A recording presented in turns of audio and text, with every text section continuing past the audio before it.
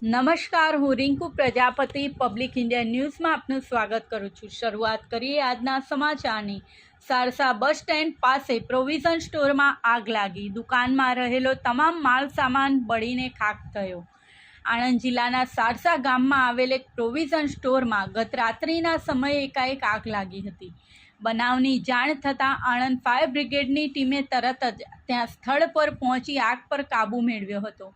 આગની આ ઘટનામાં કોઈ જાનહાનિ થઈ નથી, પરંતુ દુકાનમાંનો તમામ માલ સામાન બળીને ખાખ થયો છે। આણંદ જિલ્લાના સારસા ગામમાં બસ સ્ટેન્ડ પાસે જયેશભાઈ શંકરભાઈ પટેલની માલિકીનો પ્રોવિઝન સ્ટોર આવેલ છે। આ પ્રોવિઝન સ્ટોરમાં ગતરોજ રાત્રિના સમયે એકાએક આગ લાગી હતી। જોતજોતામાં આ આગ બેકાબૂ બની હતી, જેથી આ અંગેની જાણ આણંદ ફાયર બ્રિગેડને કરવામાં આવી હતી।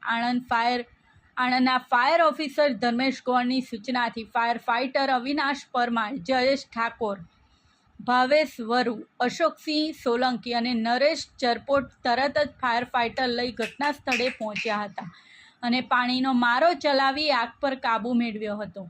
સદનસીબે આગની આ ઘટનામાં કોઈપણ જાતની જાનહાનિ થઈ નથી, પરંતુ દુકાનમાંનો તમામ માલ સામાન ઉપરાંત ફર્નિચર અને ઇલેક્ટ્રિક ઉપકરણો બની ખાખ થયા હોવાથી લાખોનું નુકસાન પહોંચ્યું છે।